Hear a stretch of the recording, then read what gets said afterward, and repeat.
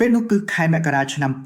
2007ហើយលោក Mike Lazaridis កំពុងរត់លើម៉ាស៊ីនហាត់ប្រាណនៅផ្ទះរបស់គាត់ក្នុងទីក្រុង Waterloo រដ្ឋ Ontario ពេលដែលគាត់បានឃើញការផ្សាយនោះនៅទីនោះមានលោក Steve Jobs នៅលើឆាកក្នុងទីក្រុង San Francisco កំពុងកាន់បន្ទះកញ្ចក់តូចមួយដែលអាចទាញយកចម្រៀងផែនទីនិងអ៊ីនធឺណិតពេញលេញចូលទៅក្នុងអ្វីមួយដែលគាត់ហៅថា iPhone Lazaridisភ្លេចរឿងហាត់ប្រាណឈឹងគាត់កំពុងសម្លឹងមើលក្នុងនាមជាវិស្វករម្នាក់ដែលបានចំណាយពេល23ឆ្នាំក្នុងការបង្កើតឧបករណ៍ទំនាក់ទំនងឥតខ្សែហើយអ្វីដែលគាត់កំពុងឃើញគឺវាមិនសមហេតុផលសោះសម្រាប់គាត់និយាយម្នាក់ឯងថាតើពួកគេធ្វើវាបានដោយរបៀបណាព្រឹកបន្ទាប់គាត់បានហៅសហនាយកប្រតិបត្តិរបស់គាត់គឺលោក Jim Basili ចូលទៅក្នុងបន្ទប់មួយនៅការិយាល័យហើយចាក់វីដេអូផ្សាយនោះឡើងវិញគាត់និយាយថាពួកគេបានដាក់កម្មវិធីបើក website ពេញលេញនៅលើរបស់នោះក្រុមហ៊ុនបណ្ដាញទូរស័ព្ទមិនអនុញ្ញាតឲ្យយើងដាក់កម្មវិធី website ពេញលេញនៅលើផលិតផលរបស់យើងទេបាល់ស៊ីលីចូលមើលក្តីបារម្ភរបស់គាត់មិនមែនជារឿងបច្ចេកវិទ្យាទេក្តីបារម្ភរបស់គាត់គឺថាក្រុមហ៊ុន Apple ទើបតែបានចុះកិច្ចព្រមព្រៀងផ្ដាច់មុខជាមួយក្រុមហ៊ុន AT&T ហើយក្រុមហ៊ុន RIM កំពុងបាត់បង់ដៃគូបណ្ដាញមួយចម្លើយរបស់គាត់នឹងក្លាយជាពាក្យចុងក្រោយនៃក្រុមហ៊ុនដែលបានចាប់ផ្ដើមនៅពីលើហាងលក់នំប៉័ងមួយក្នុងទីក្រុង Waterloo ជាមួយបុគ្គលិកតិចជាង10នាក់ហើយបានរីកចម្រើនក្លាយជាអាណាចក្រតម្លៃ$77 លានគាត់និយាយថាមិនអីទេពួកយើងនឹងមិនអីទេអ្នកកំពុងទស្សនា Channel American Electronic and Tech ជាកន្លែងដែលយើងស្វែងយល់ស៊ីជម្រៅពីក្រុមហ៊ុនដែលបានកសាងពិភពលោកទំនើបរហូតដល់ចំណុចតូចៗនិងវិស្វករដែលជាអ្នកបង្កើតវាប្រសិនបើនេះជារឿងដែលអ្នកចូលចិត្តដែលភាពជោគជ័យនិងការធ្លាក់ចុះមានភាពចម្លែកដូចគ្នាហើយអ្នកបង្កើតដែលគេបំភ្លេចចោលមានតម្លៃជាងអ្នកគ្រប់គ្រងដែលទទួលបានការសរសើរសូមចុចជាវឥឡូវនេះព្រោះរឿងនេះទើបតែចាប់ផ្ដើមប៉ុណ្ណោះ Mike Lazaridis កើតនៅថ្ងៃទី14ខែមិនិនាឆ្នាំ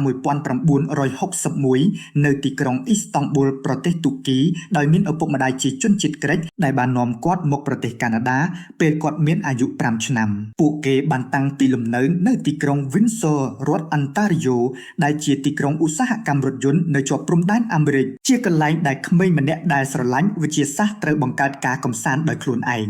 ហើយគាត់ពិតជាបានធ្វើមែន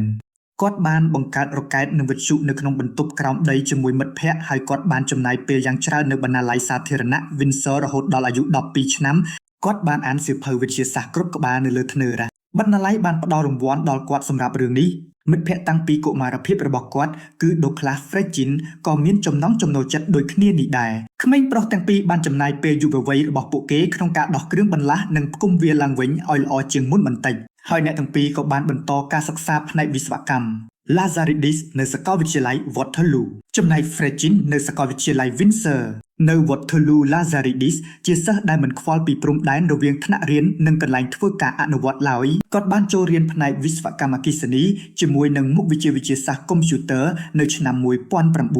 1979ដោយរៀនវគ្គជាងទន្ទឹមនឹងរូបវិទ្យាហើយផ្សារដែកតាមអ្វីដែលគាត់បានរៀនគាត់មិនអាចឈប់បង្កើតរបស់ថ្មីបានទេ Fredgin ជាមនុស្សស្ងៀមស្ងាត់ជាងមានសភាវគតិដូចគ្នាប៉ុន្តែមិនចូលចិត្តការចាប់អារម្មណ៍ពីអ្នកដទៃទេពួកគេទាំងពីរបានបន្តធ្វើជាដៃគូសហការគ្នាអស់រយៈពេល3ទសវត្សរ៍បន្ទាប់ហើយភាពជាដៃគូដែលចាប់ផ្ដើមនៅក្នុងបន្ទប់ក្រោមដីនៅ Windsor នឹងបង្កើតបាននូវឧបករណ៍ទំនាក់ទំនងដ៏សំខាន់បំផុតមួយប្រចាំសតវត្សទី21ប៉ុន្តែក្នុងឆ្នាំទាំងនោះអនាគតមួយនោះនៅមើលមិនឃើញនៅឡើយទេអ្វីដែលសំខាន់បំផុតពេលនោះគឺកិច្ចសន្យាពីក្រុមហ៊ុន General Motors នៅឆ្នាំ1984ខណៈពេលដែលនៅជាសិស្សនៅ Waterloo នៅឡើយ Lazaridis បានឆ្លើយតបទៅនឹងការអំពាវនាវរកសំណើពី General Motors ដើម្បីបង្កើតប្រព័ន្ធបង្ហាញបណ្ដាញកុំព្យូទ័រមួយ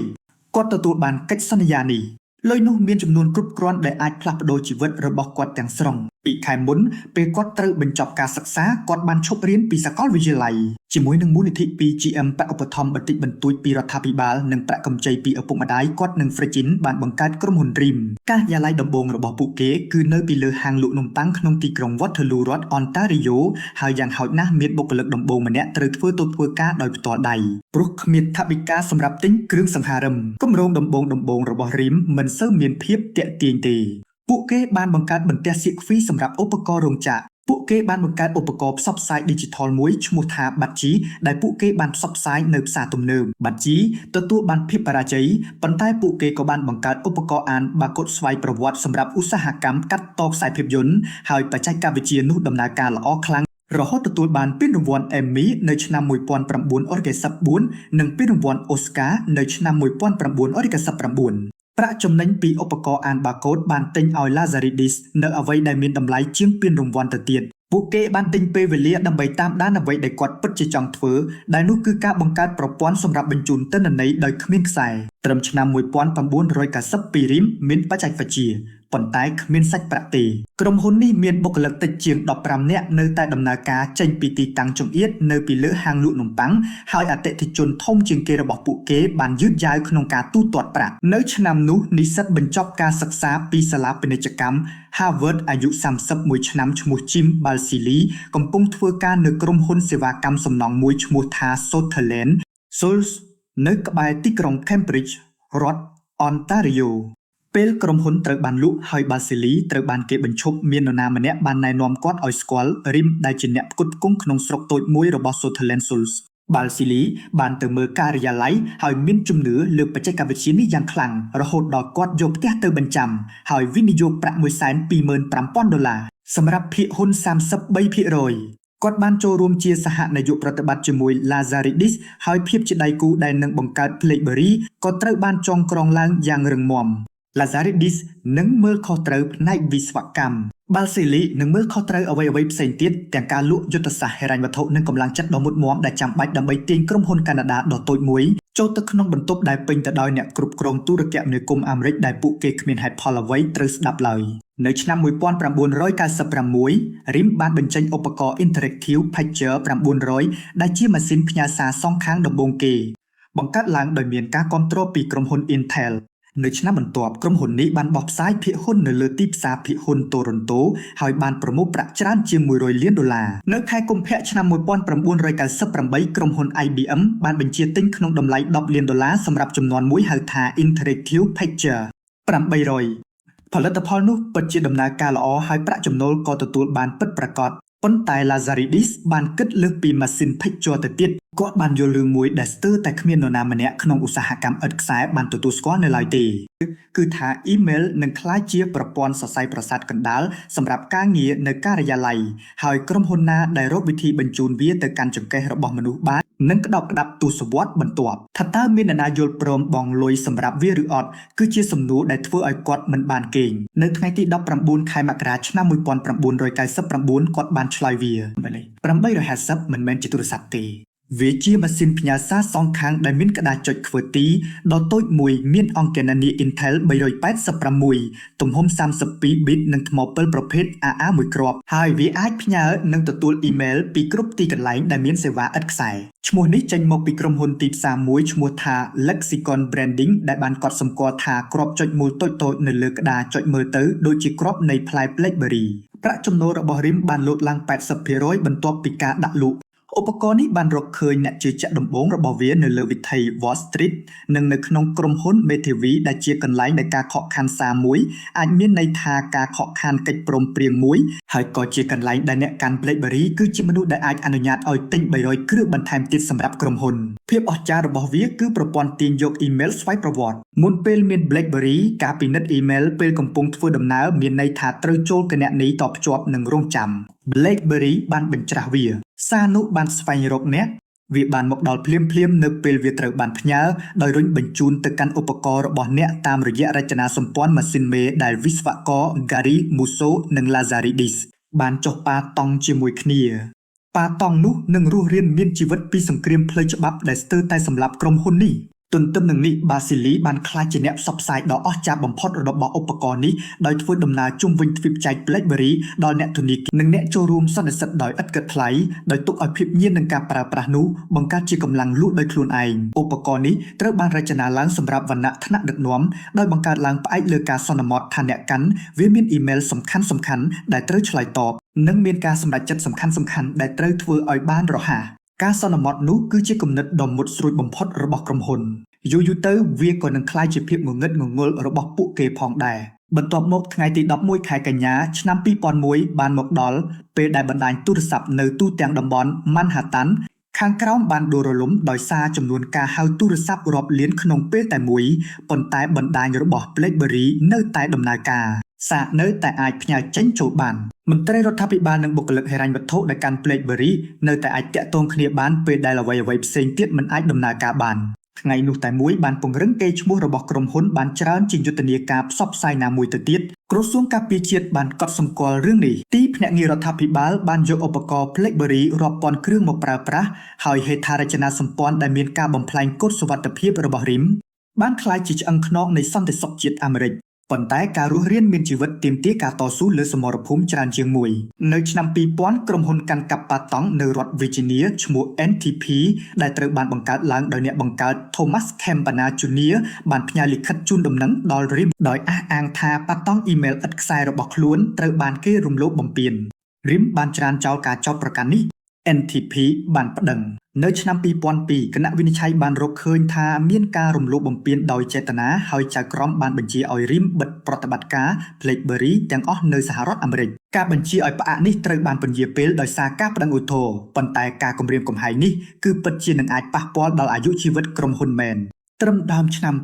2006ក្រសួងការពារជាតិបានដាក់លិខិតមួយប្រាប់តុលាការថាការបិទ BlackBerry នឹងធ្វើឲ្យប៉ះពាល់ដល់សន្តិសុខជាតិនៅថ្ងៃទី3ខែមីនាឆ្នាំ2006 RIM បានយល់ព្រមសងប្រាក់ចំនួន$612លានកន្លះដើម្បីបញ្ចប់រឿងក្តី Balsili បាននិយាយថាពួកយើងបានលះបង់ដើម្បីក្រុមការជឿចាប់បំផុតបានមកដល់នៅពេលក្រោយមកទៀតការិយាល័យប៉ាតង់បានពិនិត្យឡើងវិញនៅការអះអាងរបស់ NTP ហើយរកឃើញថាស្ទើរតែទាំងអស់សុទ្ធតែមិនមានសុពលភាពប៉ុន្តែការបង់ប្រាក់របស់ RIM មិនអាចយកមកវិញបានទេពួកគេបានបង់ប្រាក់$612លានសម្រាប់ប៉ាតង់ដែលមិនមានភាពត្រឹមត្រូវហើយការតវ៉ាណាក៏មិនអាចយកលុយនោះត្រឡប់មកវិញបានដែរត្រឹមឆ្នាំ2008តួលេខនោះមើលទៅដូចជាលុយរាយទៅវិញពីព្រោះ RIM បានក្លាយជាក្រុមហ៊ុនបច្ចេកវិទ្យាដែលមានតម្លៃបំផុតមួយនៅលើពិភពលោកកាន់កាប់ 50% នៃទីផ្សារ Smartphone អាមេរិក 20% នៃទីផ្សារពិភពលោកតម្លៃភាគហ៊ុនបានឡើងដល់$147.55សេននៅថ្ងៃទី19ខែមិថុនាឆ្នាំ2008ដែលមានតម្លៃទីផ្សារប្រមាណ$75,000 លានមានបុគ្គលិកជិត20,000នាក់នៅវត្តធលូនិងជុំវិញពិភពលោកប្រាក់ចំណូលដែលឡើងដល់ចំណុចកំពូលជិត$20,000 លានក្នុងឆ្នាំហិរញ្ញវត្ថុ2011និងមានអ្នកប្រើប្រាស់80លាន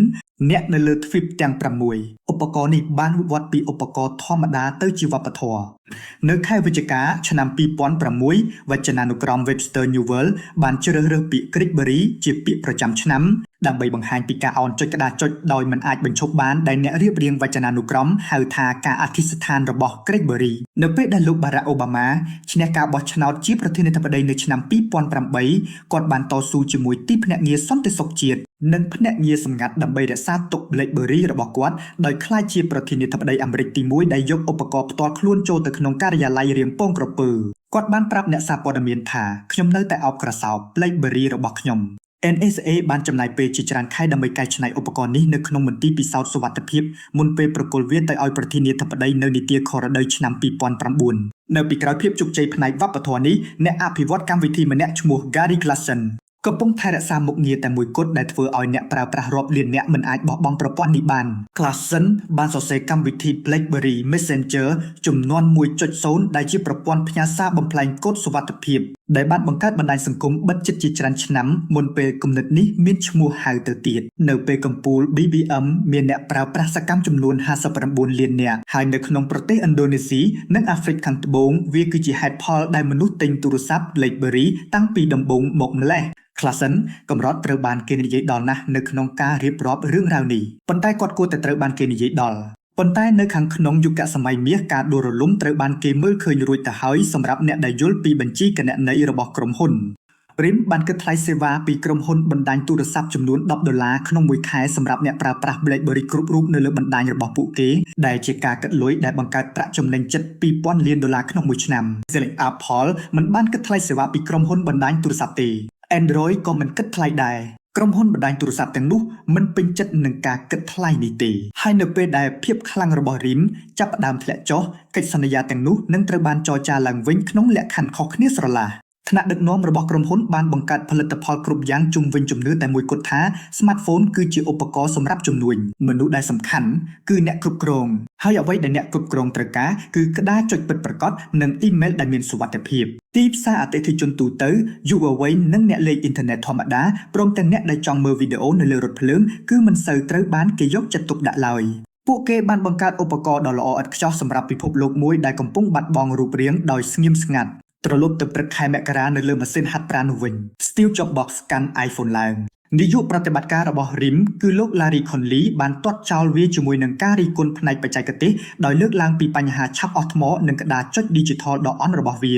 មួយរយៈនោះការទាត់ចោលនេះមើលទៅសមហេតុផល BlackBerry Curve គឺជា smartphone ដែលលក់ដាច់បំផុតនៅអាមេរិកក្នុងឆ្នាំ2009អ្នកប្រើប្រាស់នៅតែកើនឡើងប៉ុន្តែក្រុមហ៊ុន Verizon ដែលកំពុងចង់បានអាវុធដើម្បីប្រកួតប្រជែងជាមួយ iPhone ដែល AT&T កាន់កាប់ផ្ដាច់មុខបានដាក់សម្ពាធឲ្យ RIM បង្កើត smartphone អេក្រង់ប៉ះដើម្បីប្រកួតប្រជែងលទ្ធផលគឺ BlackBerry Storm ដែលត្រូវបានប្រញាប់ប្រញាល់បញ្ចេញលក់នៅលើទីផ្សារក្នុងខែវិច្ឆិកាឆ្នាំ2008ជាមួយនឹងអេក្រង់ប៉ះដែលអាចចុចបានហៅថា Surpress ដែលទើបតែឆ្លងផុតដំណាក់កាលសាកល្បងបន្តិចបន្តួចប៉ុណ្ណោះពេលបញ្ចេញលក់ដំបូង Lightstorm លក់ដាច់ខ្លាំងដោយសារកេរ្តិ៍ឈ្មោះរបស់ BlackBerry និងយុទ្ធនាការផ្សព្វផ្សាយតម្លៃ$100 លានរបស់ Verizon បន្ទាប់មកភាពបរាជ័យក៏បានចាប់ផ្ដើមយោងតាមសៀវភៅ Losing the Signal ដែលជាការកត់ត្រាដ៏ច្បាស់លាស់ដោយ Jackie Magnus និង Son Silkoff ទូរស័ព្ទ Storm ស្ទើរតែគ្រប់គ្រឿងក្នុងចំណោម1លានគ្រឿងដែលបានបញ្ចេញលក់ក្នុងឆ្នាំ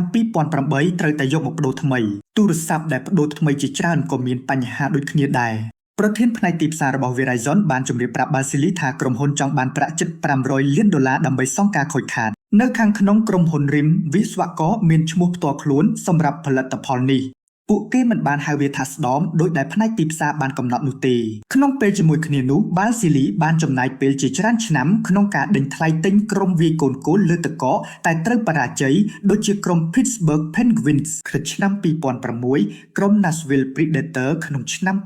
2007ការប៉ុនប៉ងនីមួយៗបានបរាជ័យជាសាធារណៈអ្នកអាចអានពីរចនាសម្ព័ន្ធសហនយោបាយប្រតិបត្តិតាមពីរវិធីប្រវត្តិសាស្ត្រពិតប្រាកដទាមទារឲ្យមានការទទួលស្គាល់ទាំងពីរក្នុងពេលតែមួយវាគឺជាម៉ាស៊ីនដែលបានសាងសង់ក្រុមហ៊ុនតម្លៃ$20,000 លានដោយមាន Lazaridis ផ្នែកវិស្វកម្មនិង Basili ផ្នែកពាណិជ្ជកម្មម្នាក់ៗមានភាពអស្ចារ្យនៅក្នុងជំនាញរៀងៗខ្លួនវាក៏ជារចនាសម្ព័ន្ធដែលធ្វើឲ្យក្រុមហ៊ុនជាប់គាំងនៅពេលដែលខ្លួនត្រូវការផ្លាស់ប្ដូរទិសដៅផងដែរមេដឹកនាំពីរនាក់ដែលមិនអាចយល់ស្របគ្នាអំពីអត្ថន័យនៃ iPhone ពួកគេដឹកនាំស្ថាប័នមួយដែលត្រូវការចម្លើយច្បាស់លាស់តែមួយការលក់ Model Curve បានបិទបាំងវិបត្តិអស់រយៈពេល2ឆ្នាំទៀតត្រឹមឆ្នាំ2011តួលេខមិនអាចលាក់បាំងបានទៀតទេនៅខែមិថុនាឆ្នាំ2011 RIM បានប្រកាសថាប្រាក់ចំណូលប្រចាំត្រីមាសនឹងធ្លាក់ចុះជាលើកដំបូងក្នុងរយៈពេល9ឆ្នាំនៅខែបន្ទាប់ក្រុមហ៊ុនបានកាត់បន្ថយបុគ្គលិកចំនួន2,000នាក់ដោយធ្លាក់ពី 19,000 នាក់មកត្រឹម 17,000 នាក់សហនយោបាយប្រតិបត្តិទាំងពីរបានកាត់បន្ថយប្រាក់ខែរបស់ពួកគេមកនៅត្រឹម$1ម្នាក់នៅថ្ងៃទី22ខែមករាឆ្នាំ2012 Basili និង Lazaridis បានចុះចេញពីតំណែងហើយត្រូវបានជំនួសដោយ Thorsten Hayes ក្នុងឆ្នាំ2013ក្រុមហ៊ុនបានប្តូរឈ្មោះរបស់ខ្លួនទៅជា BlackBerry Limited ហើយបានដាក់ចេញនូវការប្រឹងប្រែងចុងក្រោយដើម្បីរស់រានមានជីវិតគឺប្រព័ន្ធប្រតិបត្តិការ BlackBerry 10និងទូរស័ព្ទ2 model គឺ Z10 និង Q10 តែមិនមានមួយណាលក់ដាច់ខ្លាំងទេក្នុងខែកញ្ញាឆ្នាំ2013ក្រុមហ៊ុន Fairfax Financial បានស្នើសុំទិញក្នុងតម្លៃ$4.7000 លានកិច្ចព្រមព្រៀងនេះបានដួលរលំទៅវិញក្នុងរយៈពេលប៉ុន្មានសប្តាហ៍ក្នុងខែដដែលនោះ BlackBerry បានបញ្ឈប់បុគ្គលិកចំនួន4,500នាក់ដែលស្មើនឹងប្រហែល 40% នៃកម្លាំងពលកម្មដែលនៅសេសសល់នៅក្នុងខែវិច្ឆិកាក្រុមហ៊ុនបានងាកទៅរក John Chen ដែលជាអ្នកឯកទេសកម្មវិធីកុំព្យូទ័រសម្រាប់សហគ្រាសដែលធ្លាប់បានដឹកនាំការស្ដារឡើងវិញនៅក្រុមហ៊ុន Sybase Chen បានយល់ថាសង្គ្រាមផ្នែកគ្រឿងរឹងបានបញ្ចប់ហើយនៅក្នុងឆ្នាំ2014ក្រុមហ៊ុននេះមានប្រាក់ខាតសុទ្ធចំនួន$5.8000 លានក្នុងឆ្នាំហិរញ្ញវត្ថុតែមួយមកដល់ត្រីមាសចុងក្រោយនៃឆ្នាំ2016 BlackBerry លក់ទូរស័ព្ទបានត្រឹមតែ 279,900 គ្រឿងប៉ុណ្ណោះនៅទូទាំងពិភពលោកចំណែកទីផ្សារបានធ្លាក់ដល់ 0% និយាយតាមតួលេខឲ្យងាយយល់ទៅចុះក្រុមហ៊ុនដែលធ្លាប់មានតម្លៃ$75,000 លានមានបុគ្គលិក 20,000 នាក់កាន់កាប់ពាក់កណ្ដាលនៃទីផ្សារ smartphone អាមេរិកត្រូវបានធ្លាក់មកត្រឹមជាក្រុមហ៊ុនផ្នែកកម្មវិធីកុំព្យូទ័រដែលមានបុគ្គលិក 3,000 នាក់និងមានតម្លៃប្រមាណ$5,000 លានភាគហ៊ុនដែលឡើងដល់កម្រិតកំពូល$147ត្រូវបានទិញលក់ក្នុងតម្លៃប្រហែល$5នៅក្នុងឆ្នាំ2023ក្រុមហ៊ុនបានផ្ទេរផលបាត់ប៉ាតង់ឧបករណ៍ឆ្លាតរបស់ខ្លួនទៅឲ្យ Maleki Innovation ពួកគេបានបង្កើតប្រព័ន្ធទាញយកអ៊ីមែលស្វ័យប្រវត្តិពួកគេបានចុះប៉ាតង់ប្រព័ន្ធនេះពួកគេបានមើលប្រព័ន្ធទាញយកអ៊ីមែលនេះក្លាយជាស្តង់ដារនៅលើគ្រប់ទូរស័ព្ទដែលមិនមែនជារបស់ពួកគេ